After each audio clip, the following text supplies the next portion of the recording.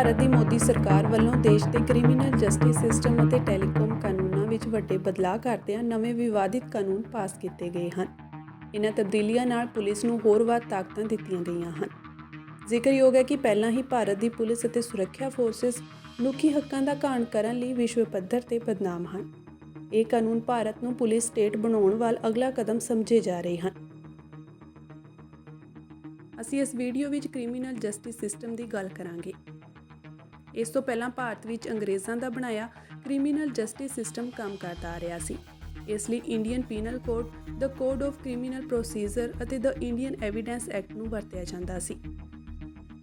ਹੁਣ ਇਹਨਾਂ ਤਿੰਨਾਂ ਕਾਨੂੰਨਾਂ ਦੀ ਥਾਂ ਭਾਰਤੀ ਨਿਆਇ ਸੰਹਿਤਾ, ਭਾਰਤੀ ਨਾਗਰਿਕ ਸੁਰੱਖਿਆ ਸੰਹਿਤਾ ਅਤੇ ਭਾਰਤੀ ਸਾਕਸ਼ੀ ਅਧਿਨਿਯਮ ਲੈ ਲੈਣਗੇ।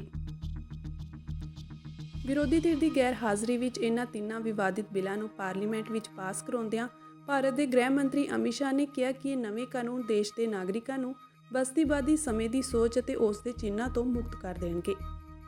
ਪਰ ਸਿਆਣੇ ਬੰਦੇ ਮੰਨਦੇ ਹਨ ਕਿ ਬਸਤੀਵਾਦ ਤੋਂ ਮੁਕਤੀ ਦੇ ਪਰਦੇ ਹੇਠ ਭਾਜਪਾ ਸਰਕਾਰ ਨੇ ਹੋਰ ਵੀ ਖਤਰਨਾਕ ਕਾਨੂੰਨ ਬਣਾ ਦਿੱਤੇ ਹਨ ਜੋ ਨਾਗਰਿਕਾਂ ਦੀ ਆਜ਼ਾਦੀ ਨੂੰ ਖਤਮ ਕਰ ਦੇਣਗੇ।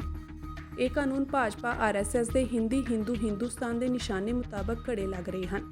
ਭਾਵੇਂ ਕਾਨੂੰਨਾਂ ਦੇ ਸੰਸਕ੍ਰਿਤ ਨਾਵਾਂ ਦੀ ਗੱਲ ਹੋਵੇ, ਭਾਵੇਂ ਘੱਟ ਗਿਣਤੀਆਂ ਖਿਲਾਫ ਵਰਤੋਂਯੋਗ ਨਿਯਮਾਂ ਦੀ ਗੱਲ ਹੋਵੇ। ਇਹਨਾਂ ਨਵੇਂ ਕਾਨੂੰਨਾਂ ਮੁਤਾਬਕ ਹੁਣ ਆਮ ਹਾਲਾਤ ਵਿੱਚ ਵੀ ਕਿਸੇ ਵੀ ਕਥਿਤ ਦੋਸ਼ੀ ਨੂੰ ਜੇਲ੍ਹ ਭੇਜਣ ਤੋਂ ਪਹਿਲਾਂ ਉਸ ਦੀ ਪੁਲਿਸ ਹਿਰਾਸਤ ਜਾਂ ਪੁਲਿਸ ਰਿਮਾਂਡ 60 ਦਿਨਾਂ ਤੱਕ ਲਿਆ ਜਾ ਸਕਦਾ ਹੈ, ਜੋ ਪਹਿਲਾਂ 15 ਦਿਨਾਂ ਤੱਕ ਹੀ ਮਿਲਦਾ ਸੀ।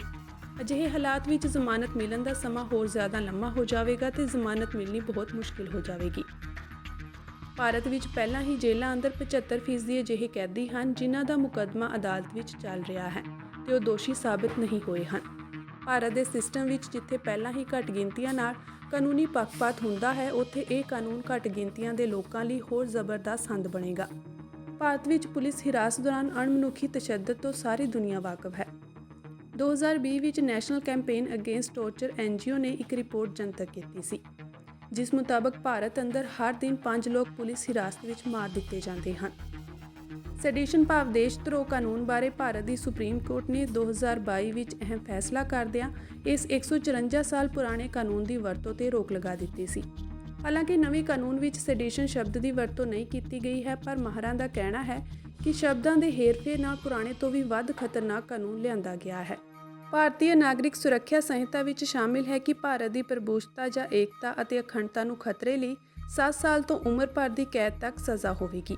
ਮਾਹਿਰਾਂ ਦਾ ਮੰਨਣਾ ਹੈ ਕਿ ਭਾਰਤ ਵਰਗੇ ਮੁਲਕ ਵਿੱਚ ਜਿੱਥੇ ਘੱਟ ਗਿਣਤੀਆਂ ਪੱਤਰਕਾਰਾਂ ਅਤੇ ਸਿਆਸੀ ਤੇ ਸਮਾਜਿਕ ਕਾਰਕੁਨਾਂ ਨੂੰ ਜਬਰੀ ਚੁੱਪ ਕਰਵਾਉਣ ਲਈ ਸਰਕਾਰਾਂ ਕਾਨੂੰਨ ਨੂੰ ਢਾਲ ਵਾਂਗ ਵਰਤਦੀਆਂ ਹਨ, ਉੱਥੇ ਇੰਨੀ ਖੁੱਲ੍ਹੀ ਪਰਿਭਾਸ਼ਾ ਵਾਲੇ ਕਾਨੂੰਨ ਦੇ ਸਿੱਟੇ ਆਮ ਲੋਕਾਂ ਲਈ ਬਹੁਤ ਮਾੜੇ ਨਿਕਲਣਗੇ।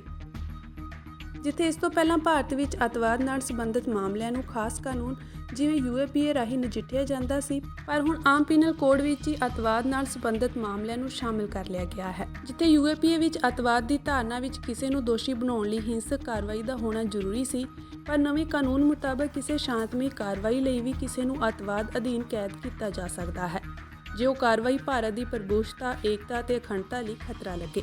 ਨਵੇਂ ਕਾਨੂੰਨ ਮੁਤਾਬਕ ਭਾਰਤ ਦੀ ਆਰਥਿਕ ਸੁਰੱਖਿਆ ਨੂੰ ਖਤਰੇ ਵਾਲੀ ਕਿਸੇ ਕਾਰਵਾਈ ਨੂੰ ਵੀ ਅੱਤਵਾਦ ਸਮਝਿਆ ਜਾਵੇਗਾ। ਇਸ ਨਾਲ ਸਰਕਾਰ ਦੇ ਚਹੇਤੇ ਉਦਯੋਗਪਤੀਆਂ ਖਿਲਾਫ ਬੋਲਣ ਵਾਲੀਆਂ ਆਵਾਜ਼ਾਂ ਨੂੰ ਦਬਾਇਆ ਜਾ ਸਕਦਾ ਹੈ।